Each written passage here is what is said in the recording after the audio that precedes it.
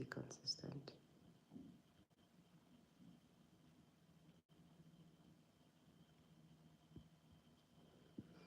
So a lot of people struggle with consistency. A lot of people try to stay consistent and show up. Sometimes it's really difficult, and some people wonder, why do I even need to stay consistent? Why is it even necessary? Is it even important? Why do I need to stress myself with consistency and all that? So let's have a conversation around that.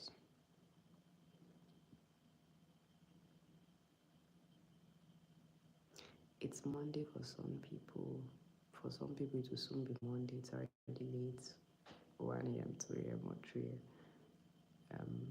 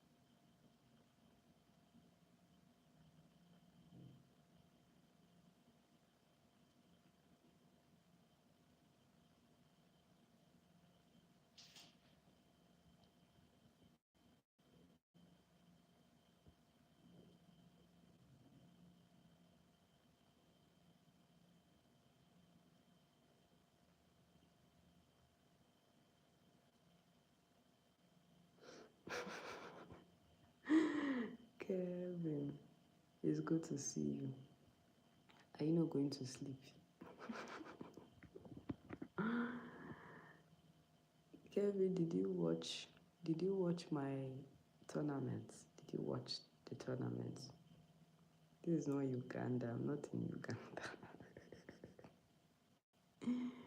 Did you even watch my tournaments? We had the tournament yesterday. Did you watch the live? I played in a tournament, a football tournament yesterday.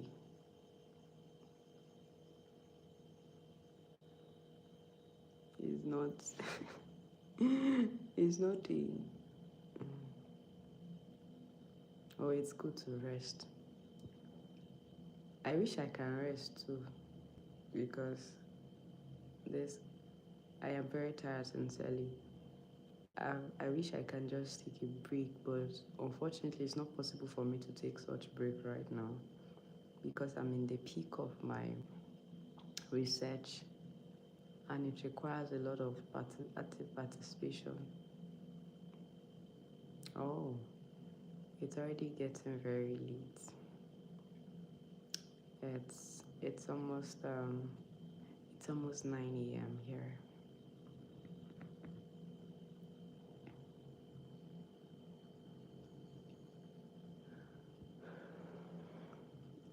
So I was talking earlier about how I participated in a tournament, football tournament, and as I speak, I my legs are paining me from that stressing so much. I sincerely wish I can take a break right now, like a serious break, but I think it's not possible to take a break right now because I am in the peak of my my research, and it's very, thank you so much for that. It's very, very, very stressful and demanding. I feel like I need to sleep. Already I feel like I need to sleep somehow again.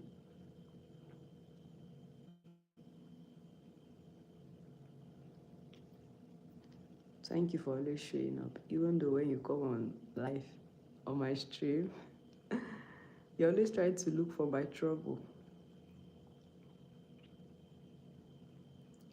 I'll try to make this live quite short.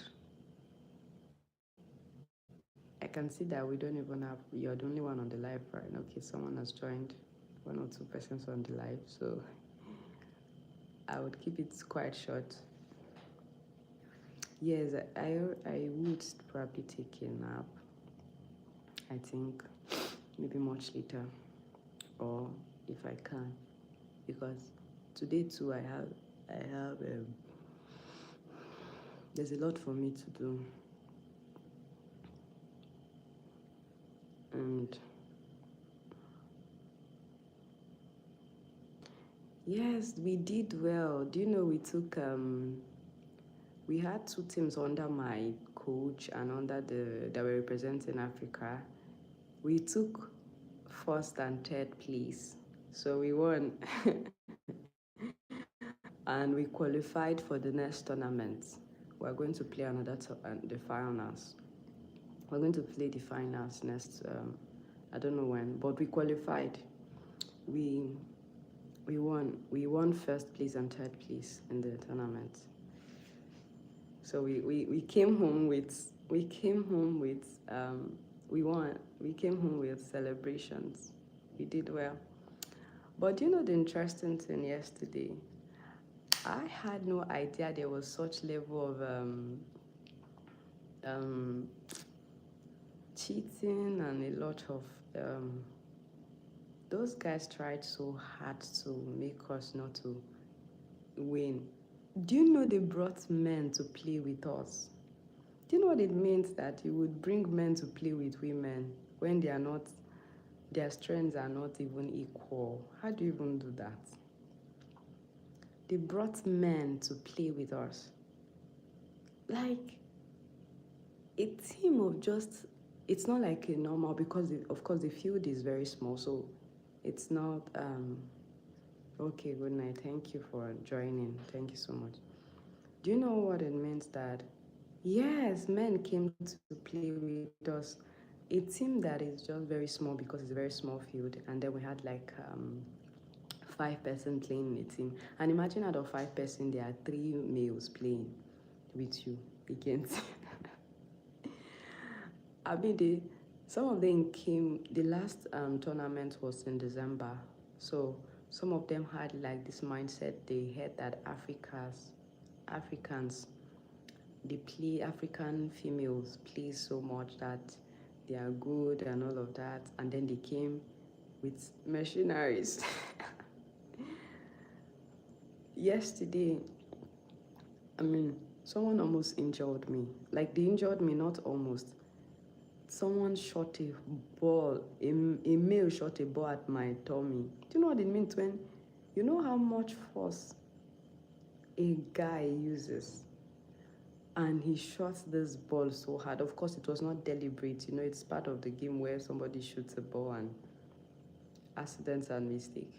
For a moment, my body left, my soul left my body. I thought I was going to faint. Like, the ball was so, like, why would you? And that's one of the consequences of such actions, like bringing males to play against female, we don't have equal strength. And imagine someone playing with a male, with a female, and then you shoot a ball hard on a female, not minding that you're playing with females. I was telling my friends that I would have to go for a scanning to be sure they've not injured me internally.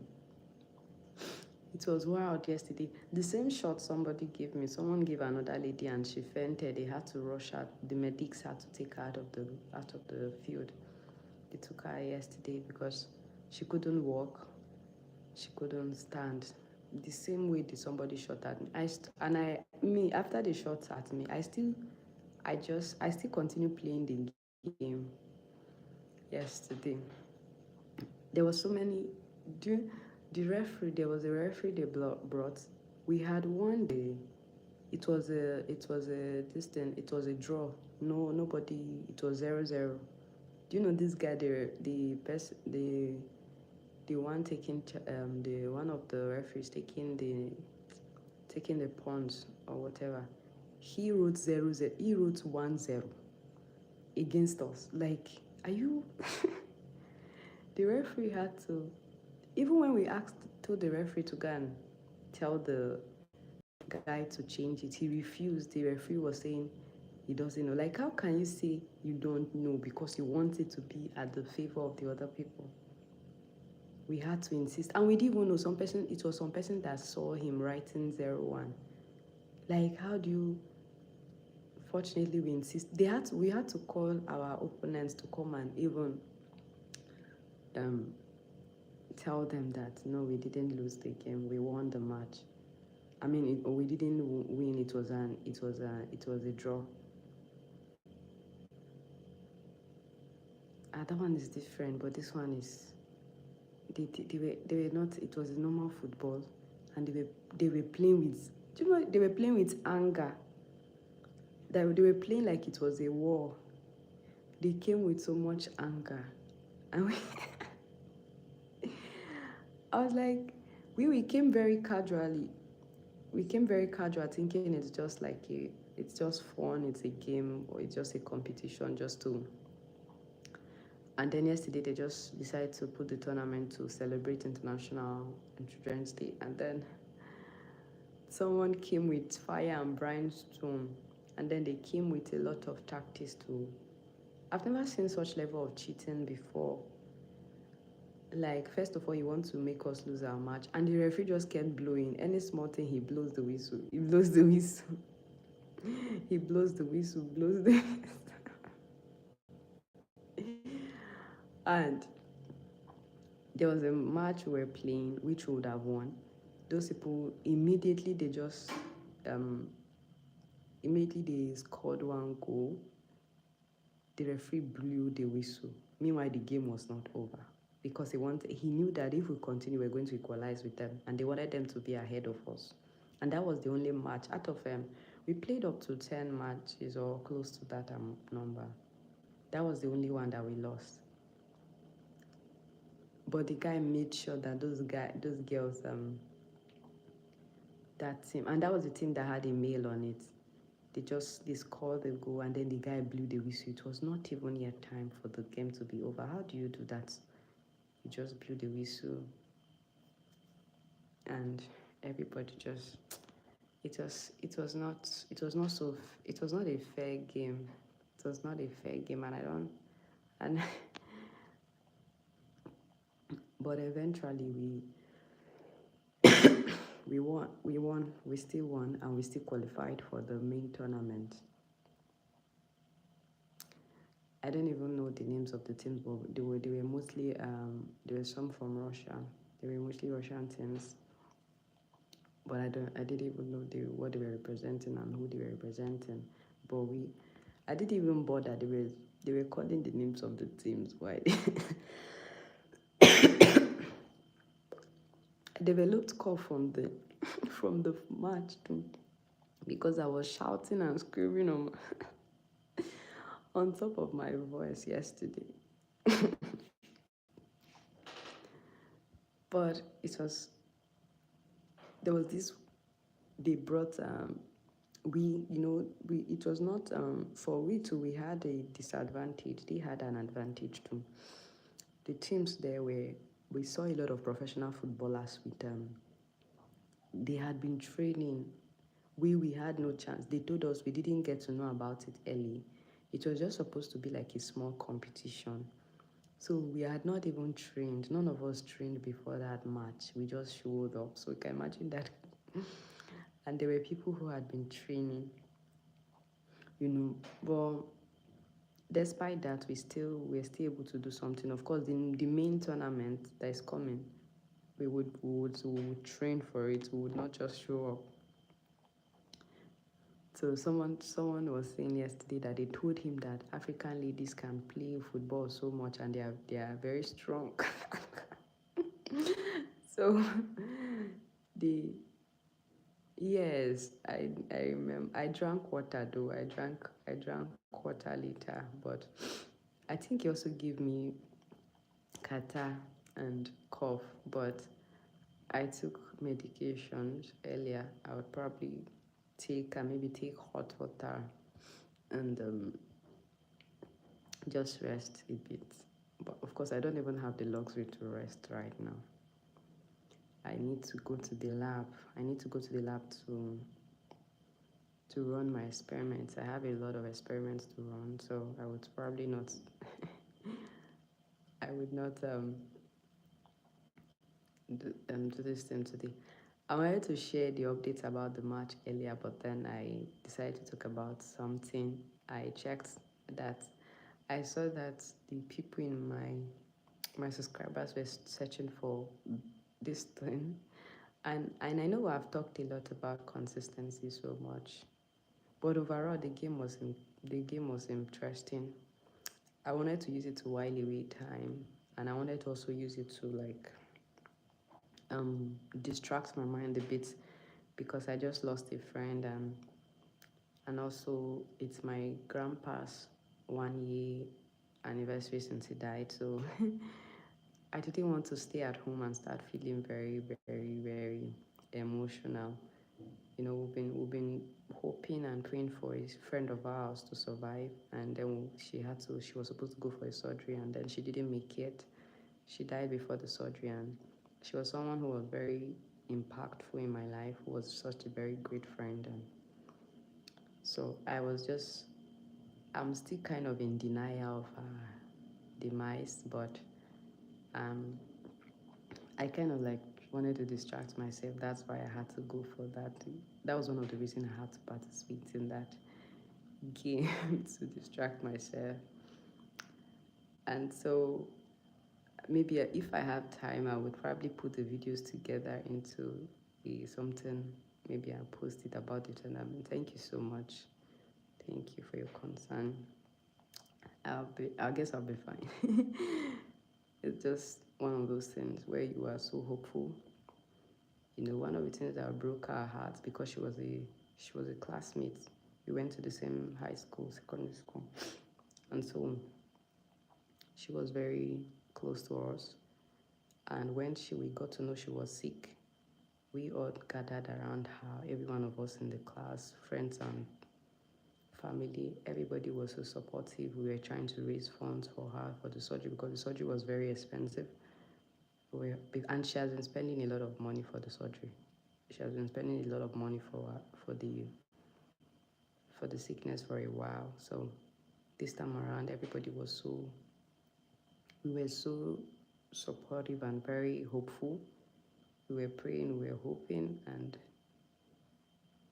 yes, so, and she still died. So it was very heartbreaking because I felt like that lady had suffered a lot, and we we hoped that she got better and she didn't have to go through all of that pain again.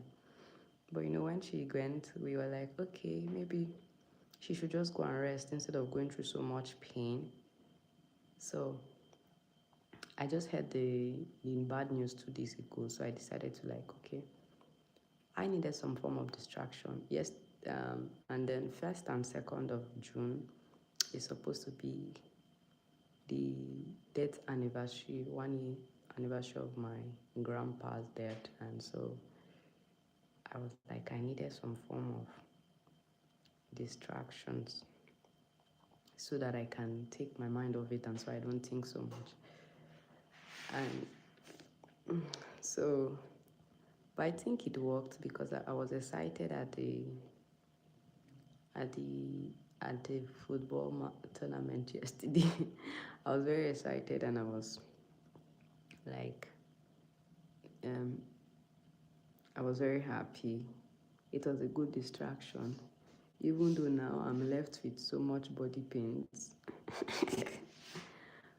But I feel after a day or two, I should feel better. I just need to probably massage my body and then rest. Unfortunately, I don't have the luxury of time to rest, so I'll probably just take few breaks, like maybe come earlier from the lab instead of staying in the lab. I'll just probably come home earlier. And it was also an interesting yes, that was one of the things I made up my mind to do, to remember the good times. That particular lady, I went back to my Facebook and I saw the times that I wrote so many good things about her and I celebrated her publicly. So that made me felt better that she knew she was good and I celebrated her, and she knew that there were people who valued her and who acknowledge. It's I used to always say most times that when people are still alive, celebrate them, tell them how they've been, who they are, what they've done, how much you love them. Let them know. Don't wait until people die and then people are writing episodes online that they would never get to read. People are writing like very loud and very big things they never wrote to those people. Those people can't even read them. They can't even hear all those things, and they never wrote or said all those things to them when they were still alive. So it's better to. So I was glad that I was there for her and she knew I was already checked, even though we're not in the same country at the time. I was always checking up on her, sending her messages, getting updates. I was not even, in the last how many days, I couldn't reach her. Unknown to me, the condition had become very critical. I even had to call my younger sister. Send a text to my younger sister who is in the same country with her, to help me call her directly because she was no longer online, to call her directly on the phone call and speak with her, or speak with her siblings. And my sister spoke with her. It was the same day my sister spoke with her that she died. So I tried my best to be there for her, and I know that she knew she had people who were there for her and people who cared and showed concern. I also contributed my own finances. I wanted her to know that she meant a lot to her. So for me, that's my joy that I was there for her. And also when I think about my grandpa, I think about the good memories. When my grandpa died last year, people were like, some persons were like, why are you crying over your grandparent? Is he not a granddad? I was like, are you kidding me? It doesn't matter the age of people. What matters it's who they were to you, how much impact they've created in your life.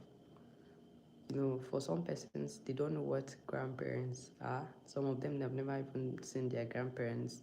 Some of them don't even have relationships with their grandparents, so they have no idea. My own grandparent, my granddad was a very present person. He was so present in our lives. In the tribute I wrote to him, I was like, how did you do it? We were so many, but how were you able to love us deeply and be very involved? My grandpa was very involved in my life, in all our lives from the beginning till he died. He was there when I was born. He was there when I took my first walk. He was there every time. He gave me allowances for school. He bought me things. He gave me food stuff and provisions to take to school. He was somebody we were always arguing about things. And he would say, Esther, you would never give up on arguments. He was always, we always having very nice conversation and arguing about things like we had very good distance. So it's, it's,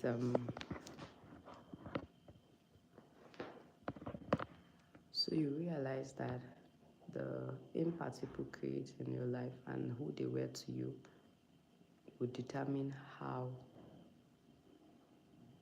you see so it doesn't matter the age. I still miss my grandpa every time. When he first died, I would wake up every day and wake up once in a while and just cry out. I traveled home last year, and do you know what it means that you lose somebody but you could not grieve them because you are in a faraway country and you are alone there. Everybody traveled for the burial. Even my uncle that was in another country, he traveled home. But unfortunately, that period, I still had I needed to do a new passport because my passport had expired. So I had to do a new passport, and it was taking a very long time. By the time I finished, it was so I couldn't do it. So I couldn't show up for the burial. And do you know what it means when everybody is you you lost someone and then you can't even grieve properly because you're alone in a different country just grieving.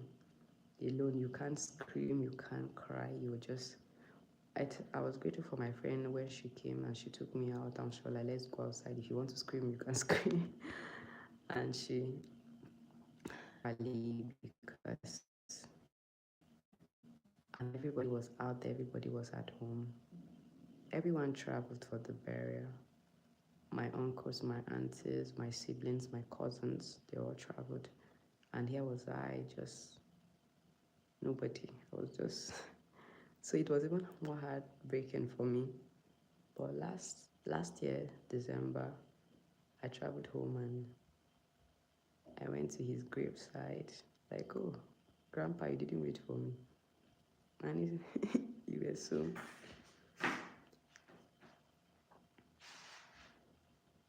Yeah, some of those things. When I went home, I saw that there were a lot of things that reminded me of him. And even earlier this week, I was having a conversation with my mom that I can't believe that we are referring to Grandpa in past tense. Grandpa was, Grandpa no longer Grandpa is. He was this, he was that. That was kind of heartbreaking for me. That Grandpa now is in the past.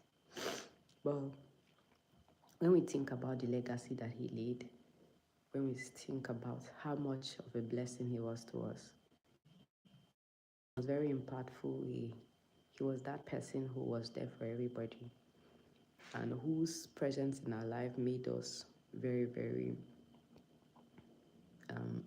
whose presence in our life was very felt. Like we look back at him, at our lives, and we're grateful that he was our grandpa. He was that kind of person that his name opened doors for us. His name gave us favors. We had people do things for us because had something to do with his surname. So I look back at those things with so much. So I think of him now with that.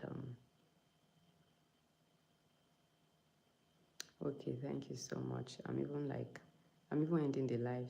The life is already long. Thank you for always joining. And Lizzie, I think I started the live late today. Probably tomorrow I will do better. Or later today I might do it live or not. So thank you so much and have a nice day at work. Till my next live.